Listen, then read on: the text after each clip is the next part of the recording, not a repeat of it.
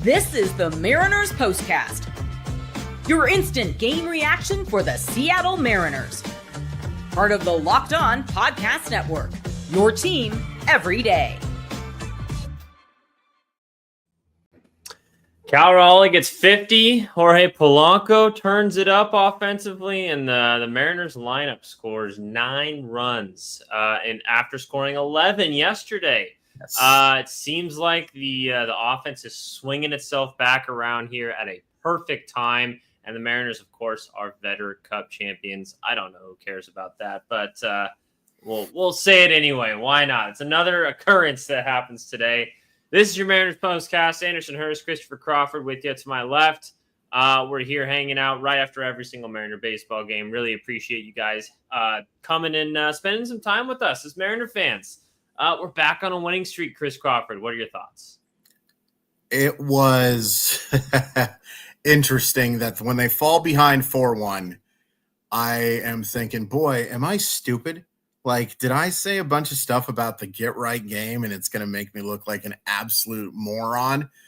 Well, I'm still a moron, but it's a different reason. I loved this one. I loved it. And the big thing for me is what you just mentioned about that you followed up 11 runs with 9, right? Now, does it help that they have faced a pitcher who I don't think the Padres are looking back on the J.P. Sears era with fondness so far? Yeah, he has been doing that great with them. If you take a look at those numbers, it hasn't been so good. And I think that might just be the Mason Miller trade more than the J.P. Sears trade, if I'm being completely keeping it 100 with the kids. Hey, there you go. With the accent and everything. Yeah, thank you so much. By the way, seeing the Veteran Cup logo on the top right, I'm sorry, I'm a cantankerous old man, but it's just bad. I don't hate Pearl Jam, but come on, guys. I'm not going to drop an F-bomb. I promise you.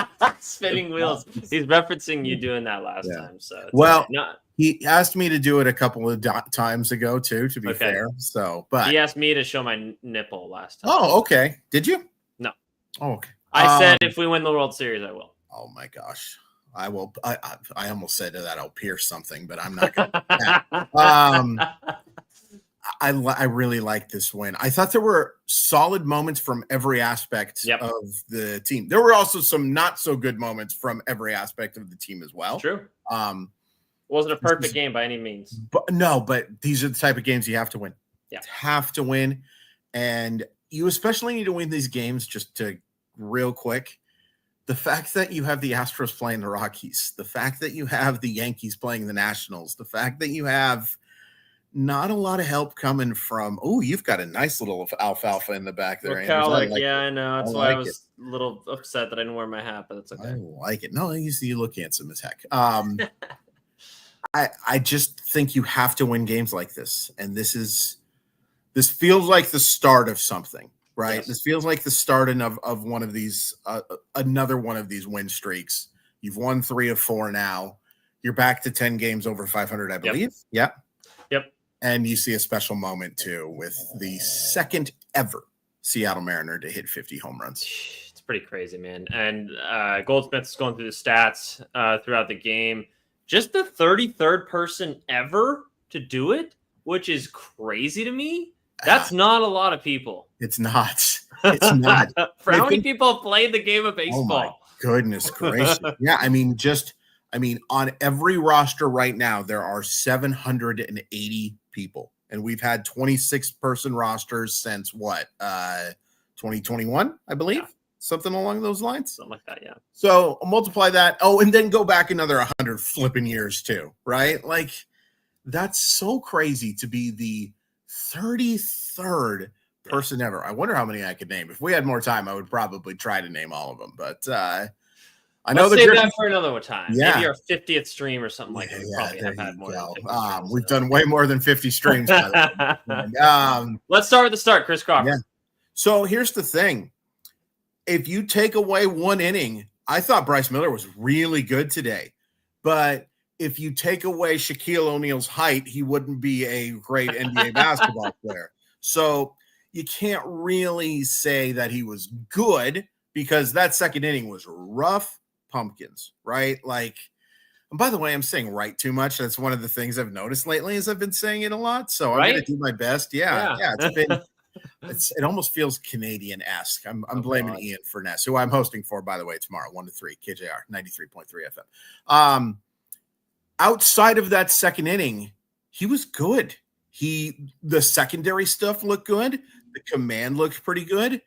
You just can't leave pitches where you do to particularly Gavin Sheets, and then the one to Fernando Tatis that was just absolutely blistered out to center field with another home run to Jake Cronenworth in between. Overall, though, it's kind of weird. Like, this is back-to-back games, of 5 innings of 4-run baseball. But I felt encouraged from both of these Bryce Miller starts. I feel he's on the precipice of getting there. I will also admit that I had a reactionary moment when the second inning was going on, and it was bad, right? What was your reactionary moment? Yeah, you have to start if Miller is this. At some point, you're going to have to start considering skipping your 5th starter because you have enough days off and have enough quality in your big 4 that you have to at least consider it. I will say you're holding off on that now, right? Yeah. There was enough good over the other 4 innings today from Bryce Miller that you're not doing that, but it's something that you might have to think about if you keep getting these 5 inning 4-run starts. Sure. I will wait until I see if Luis Castillo bounces back before I jump on that bandwagon, because if he's just as bad, then you could say that about him too. So if the other ones are that much better, then yes. What I've seen from Logan, and I still believe George is fine. Obviously Brian Woo's been there, and I still believe Castillo will bounce back. So I don't think it's out of the picture, but I'm not. I don't know. Maybe it's just that we had such a bad stretch of pitching that, like, Bryce Miller's same thing that he was been giving you all year long now doesn't look as bad. You know what I mean? Sure, it does. When you have offense like the Seattle Mariners do compared to when he first got hurt, that's a great point. That's a really good point. That, like, you can get away with 5 innings of 4-run baseball from your starter. It's bad. For those of you who they love when I do my ERA stuff, that's a 7.20 ERA, right? That's not the best. So he's got to pitch better. I'm also extremely curious what he would look like out of the bullpen. I would too, because that stuff. I'm excited to see what Emerson Hancock's going to look like. I was about to bring that up to you because maybe that's another episode time because we have a lot to get to today. Mariners win this one 9-6. And the other thing about Bryce Miller's start that I want to point out is it matters who you do it against, right? Mm-hmm. This is a really good Padres team. And I think 5 innings of 4-run baseball. Also, it matters what situation you do it in as well. When you score 6 runs at the time, I think maybe it was 5 when he left the game. Did he get the win? I don't know. He did. Yeah. Okay. So you have 5 runs. I realize, yes, you still would rather have the 6 innings of 2 runs or 3 runs or whatever.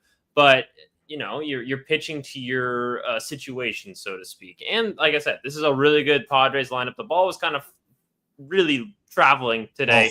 Oh, yeah. Are they juicing the balls for Cal Raleigh's home runs? No, I think what's happening right now is that we need to start burning styrofoam, folks. We need to start doing whatever we can to keep making these temperatures come out here because the ball just flies. And oh man, I joked on social media that some of you want to save the planet. I won 11 to 8 baseball games for my grandma, so I think it's worth it. I think it might be worth it to just go ahead and burn some styrofoam and do what you got to do because that ball was jumping tonight, jumping. And go ahead. All those were bad pitches, and none of those home runs were like skyscrapers, but you just saw how quick it got out. Yeah. Yep. Why don't we do this? We'll give some love to our sponsors. Chris Crawford will switch his mic to the correct one, and we will go talk about the offense on the other side. Does that sound good? You like how I did that? That's great.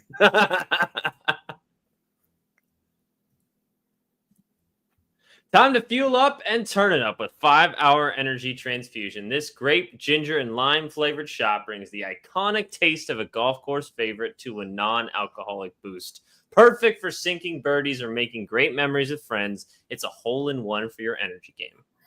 Whether you're out on the course or you just need a little extra push to power through the day, 5-Hour Energy Transfusion delivers the clubhouse flavor you love without ever leaving the green. It's hot out there right now, and you know, if you're an old man like me, you need that extra energy because finishing those back nine when you are playing in 88-degree weather, and for us, 88 degrees feels like 148. Let's just be honest with us Seattleites. We don't handle our heat well.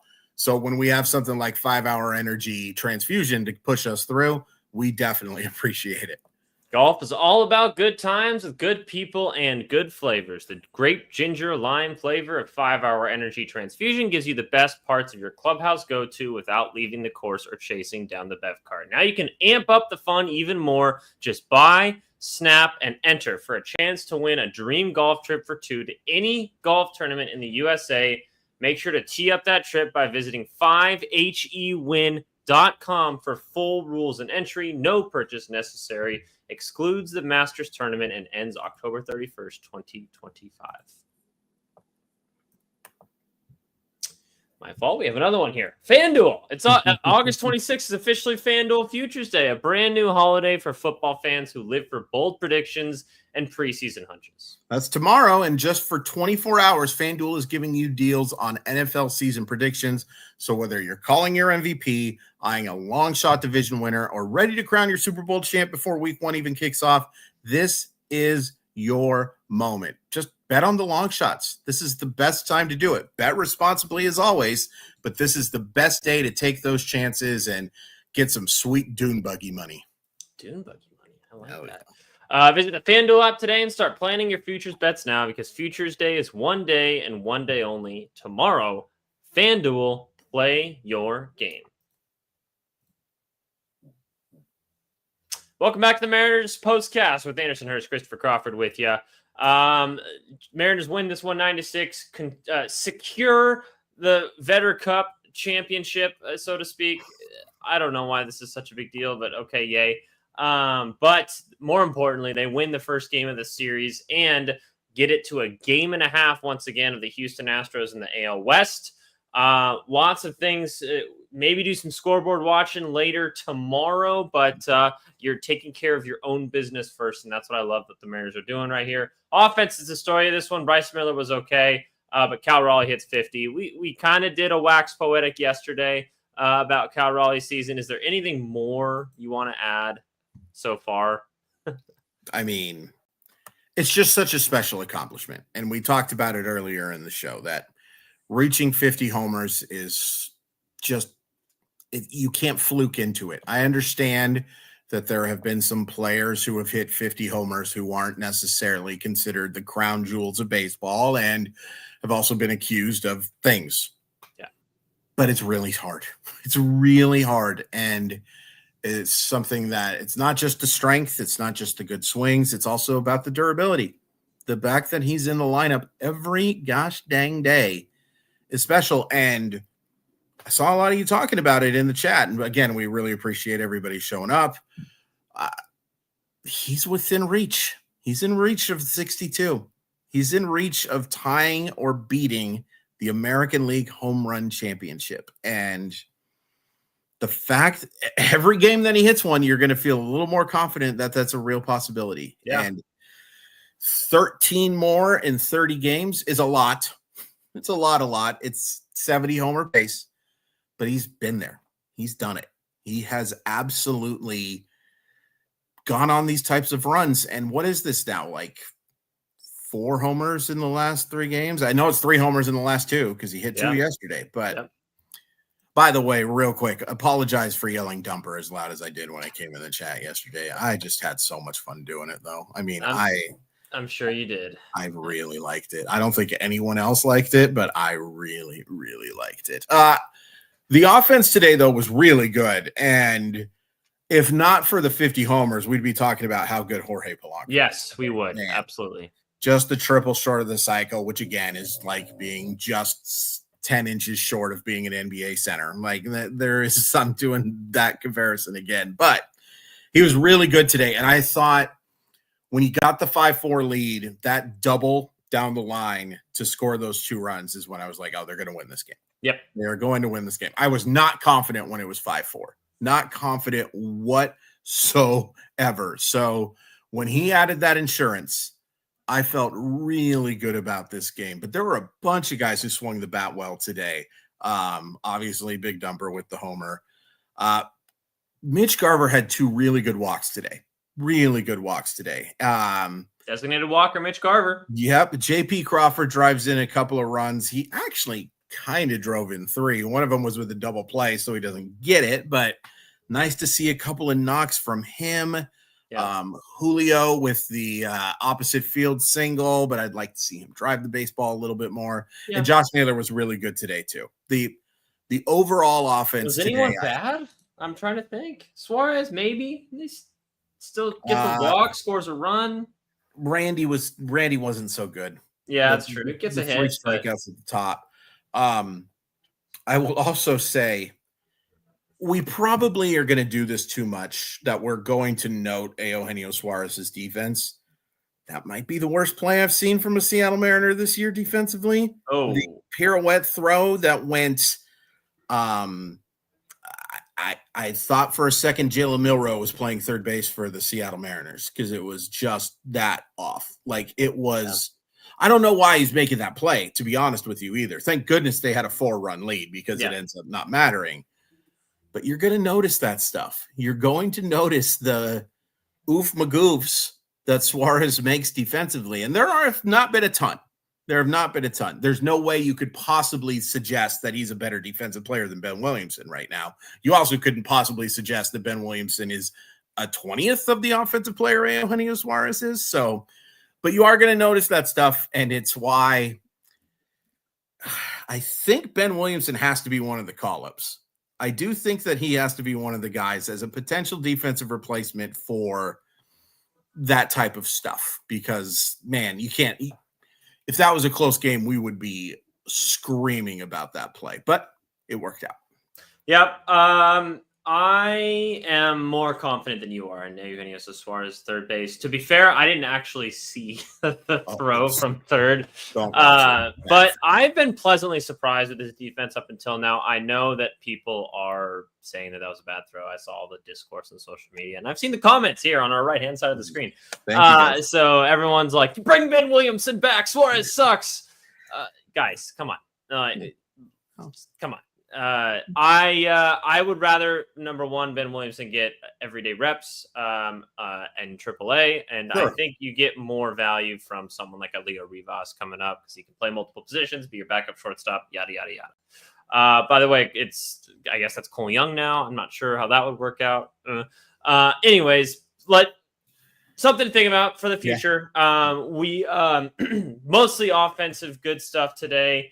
I want to talk more about Jorge Polanco because he's been, I think, one of the biggest litmus tests for me with the Seattle Mariners is when Jorge Polanco is playing well, the team plays well. It's weird, isn't it? He is kind of, this phrase gets overused, but he's kind of an X factor in this lineup because you're going to get what you get from Cal. He's having an MVP season. We talked about how great he is for so long now, and it's still amazing. I'm not saying that I'm getting any sort of taking it for granted. I'm truly amazed by what he does every single day. Julio is kind of coming back down to earth a little bit after his hot stretch, but he's still getting on base, making plays, getting quality hits, taking good pitches. Randy's been up, guys. Naylor, Suarez added in as well. You're gonna get pretty much consistent. It's been pretty consistent, minus maybe one of the road trip, right? Polanco, man, when he is on, this offense is a different animal. It's a completely different animal. I'm sorry, you saw what it was today. You scored 9 runs. He had a good day yesterday as well. That contributes to the 11-run outburst against the A's. I don't know, man. He's an absolute X factor in this team. And again, looks can hold his own defensively, I should say. I'm not saying he looks great, but he can play So, second base. real quick, Anders, there's some stuff about your audio being choppy. It's a YouTube thing. It's not Anders. There's stuff going on right now with YouTube streaming that probably my audio is cutting out and cutting in a little bit right now too. But nope, it's just one of those things where sometimes YouTube has 80,000. It's not me. I have completely good Wi-Fi. Yeah, because you can hear me perfectly fine too, right? Yeah. Yeah, so it's just rewind. It's kind of that litmus test. He is kind of that guy when you feel a lot more confident when Jorge Polanco is confident. You know what I mean? And I'll go with my unsung hero as Josh Naylor, but you could probably go with Polanco as unsung in this game just because the focal points, and it should be on big dumper hitting the 50th home run. Yeah. But man, oh man, they do not win that game without Jorge Polanco. But the unsung moment to me, 4-4 game, I believe 2 outs, runners on first and second, and that line single also, my goodness gracious. Watching Julio Rodriguez run is just so fun. He's so flipping fast. The way a lot of guys, that's a close play. Not with Julio. Nope. Not with Julio. It's really nice to see Josh Naylor swinging the bat a lot better as of late. Yeah, I think I'm pretty confident that Naylor's going to be just fine offensively for the rest of the year. Suarez, I think so too. You're going to get he's not going to be the player that he was right before you got him in Arizona. But what he is now is, I think, a guy that's going to hit a homer every couple of games. He's going to get on base probably at least once a game, play average third. Hopefully that is just a whoopsie-doops. And it's worth pointing out, Anders, he immediately basically apologized for the throw, too. He did kind of that's my bad type of thing, and it 6-9 score. Nice. Mariners win this one 9-6, as Chris just pointed out. Anything else for unsung? I will say another unsung thing was I loved how Brash battled today because that was spooky. And if you guys want to go see something funny, watch Matt Brash's reaction to when Gavin Sheets' ball goes foul because he has a very come to moment there. And for him to be able to get out of that without giving up any runs, and there's somebody who's mentioned the closure mentality a few times here, but Matt Brash is tough. Matt Brash is a tough, and this bullpen has a chance to be, Eduardo Bizzardo gives up the homer, but I thought he looked good today too. Gets the 3 strikeouts and nice job by Caleb Ferguson. I thought the bullpen pitched, they end up giving up 2 runs today, but one of them unearned, and then one of them on a solo ding-dong from Ramon Laureano, who probably should have been a Seattle Mariner, if we're being completely honest. But I was impressed with all of the aspects of the game today. There were some nice defensive plays. Yep. There was some clutch pitching. I loved how Miller had shutdown innings. He had shutdown innings after the Mariners got back into that game. It was 4-1. They get the 2-run homer. It's 4-3, shuts them down. They get the run to tie it up, 4-4. Shuts them down. That was very encouraging to me. Yep. I totally agree. I honestly take more positives from Bryce Miller's start today than negatives. I know that 100% agree. I know the outcome isn't perfect, but considering that I think every pitcher, Clem Stars totally agree.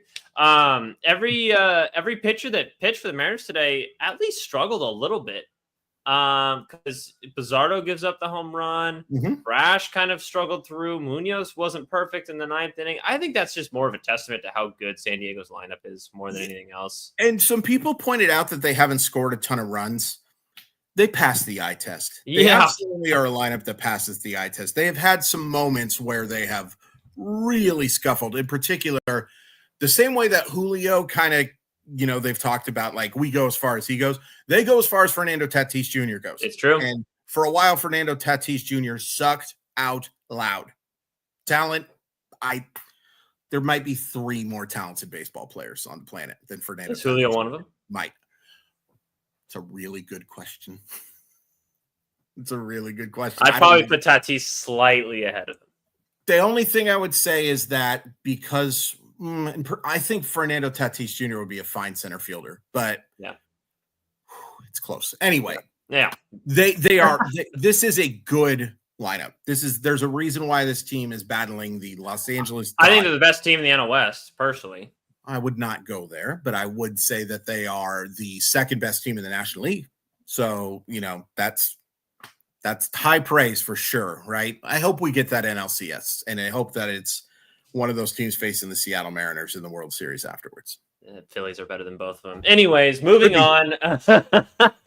Mariners win this one. We'll see you guys tomorrow. Really appreciate it. Again, if you experience a little bit of lag issues, you can rewind and watch anything you missed. And it was excellent analysis by myself, I will say. It's not always there, but it was that time. So we'll talk to you guys tomorrow. Another 6:40 start. What do we got? Brian Wu on the mound, I believe, tomorrow. Could be. Could be a lot of guys. Could be a lot of guys. We are looking at. This is great. Yeah, tomorrow is Castillo versus Dylan Cease. Yeah. Yes. All right. Really appreciate that. Hopefully Castillo can bounce back. Castillo at home, I can trust. Hopefully, please. Dylan Cease has been meh lately, so we'll see kind of how he bounces back there as well. So another big one tomorrow. Mariners win this one 9-6. We'll talk to you guys tomorrow. Really appreciate it. Like the video if you haven't already, and we'll talk to you guys after the game tomorrow.